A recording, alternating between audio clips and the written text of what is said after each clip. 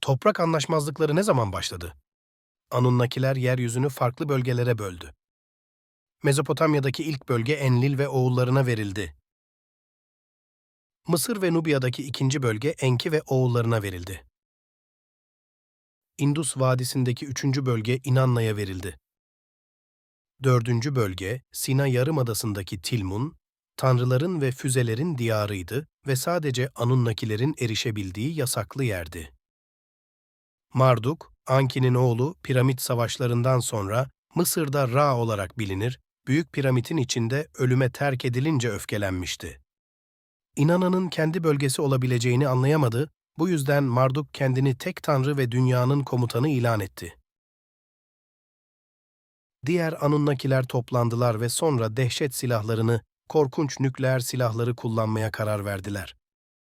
Böylece M.Ö. 2024'te Orta Doğu bölgesinde nükleer bir patlama meydana geldi.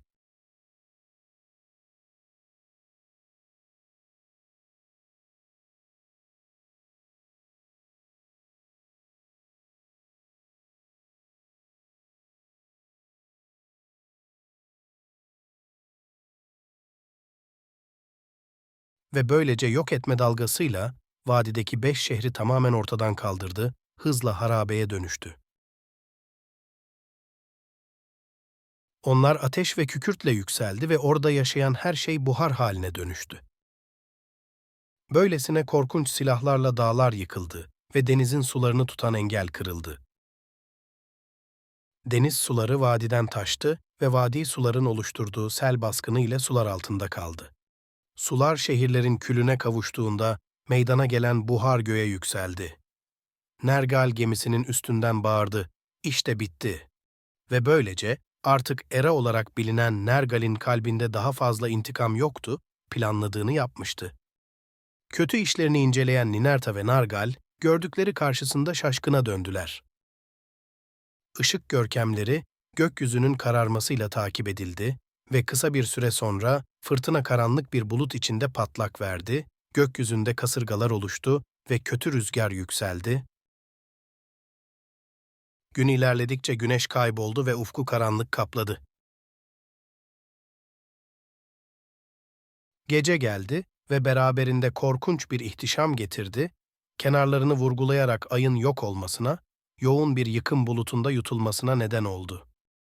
Ertesi gün, şafak vakti geldiğinde, batıdan, üst denizden yoğun bir fırtına rüzgarı esmeye başladı ve ardından koyu kahverengi bulut doğuya, yerleşim bölgelerine doğru ilerledi.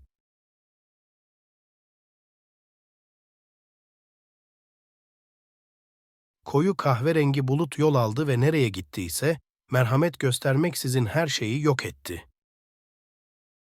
Merhametsizlik vadisinden ölüm bulutu Sümer topraklarına taşındı.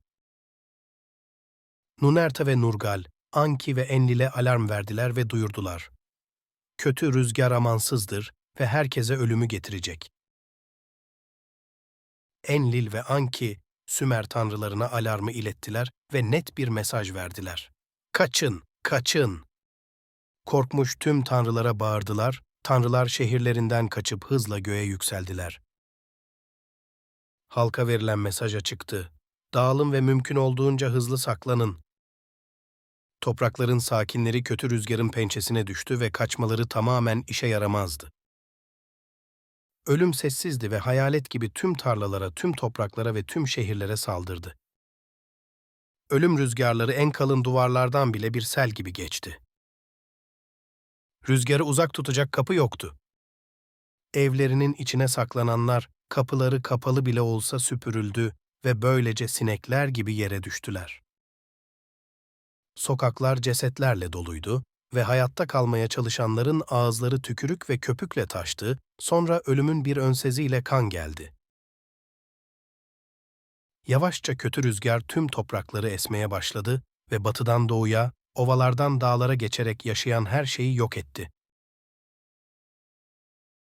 Geçişinden sonra hiçbir şey hayatta kalmamıştı. Bir zamanlar temiz olan sular zehirlendi ve tarlalarda tüm bitkiler solarak öldü. Güneyde Erudu'dan kuzeyde Sipar'a kadar kötü rüzgar ülkeyi tahrip etti. İkinci bölgede, Babil'in güneyindeki tüm topraklar kötü rüzgar tarafından tüketildi ve ayrıca ikinci bölgenin merkezine ulaşsa da, ironik bir şekilde, Marduk'un üstünlüğünü ilan ettiği kutsal Babil, kötü rüzgar tarafından bağışlandı ve Marduk ve takipçilerinin dünya üzerindeki komutasını ilan ettikleri yerden her şey olduğu gibi devam etti, hiçbir şey olmamış gibi. Düşünceleriyle yelken açmış ve şüpheleriyle donmuş olan Anki bir karar verdi ve kendi kendine dedi ki, olan her şeyin kaydedilmesi gerekiyor. Nabiru'dan başlayarak dünyadaki bugüne kadar olan her şey, kader tarafından seçilen zamanda gelecek nesiller tarafından okunabilir ve insanlar geçmişi hatırlayarak geleceğin kehanetlerini anlayabilirler. Gelecek geçmişi yargılasın. Bu nedenle Anki uygun zamanı bekledi ve büyük felaketten 7 yıl sonra 2. ayın 17. gününde 2 elçi çağırdı. Seçtiği kişinin bilgileri kaydetmek için bir yazıcı olduğunu belirtti. Adı Udbar'ın oğlu, Erudulu bir adam olan Endub-Sar, başyazıcı. Benim adım Endub-Sar, aynı zamanda başyazıcı olarak da bilinirim.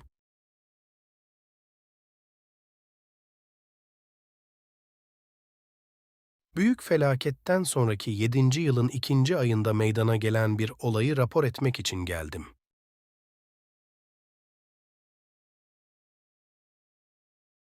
17. gün Enki, Büyük Tanrı ve Efendi beni çağırdı.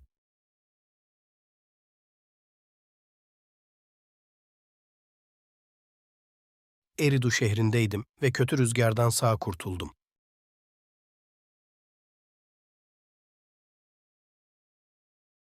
Kuru dallar bulmak için ateş yapmak üzere çölde dolaşırken güneyden yaklaşan kırmızımsı bir kasırga fark ettim. Uzay gemisi yere indiğinde hiç ses çıkarmadı, 4 geniş ayak ortaya çıktı ve bir zamanlar güzel ekipmanın cazibesi kayboldu. Saygıyla aşırı derecede etkilenmiştim ve yerde kendimi hayranlıkla yere yatırdım. Başımı kaldırdığımda yanımda 2 elçi durduğunu gördüm. Kıyafetleri muhteşem bir ışık yayıyordu. "Endubsar, Endubsar!" diye seslendiler. "Büyük Tanrı Efendi Anki seni çağırıyor, korkma. Sen saf kaldın ve biz seni yeryüzünün üzerine getirmek için buradayız."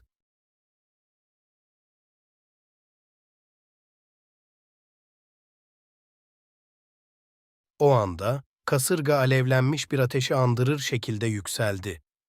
Her elçi birer elimi tuttu ve beni hızla kaldırdı.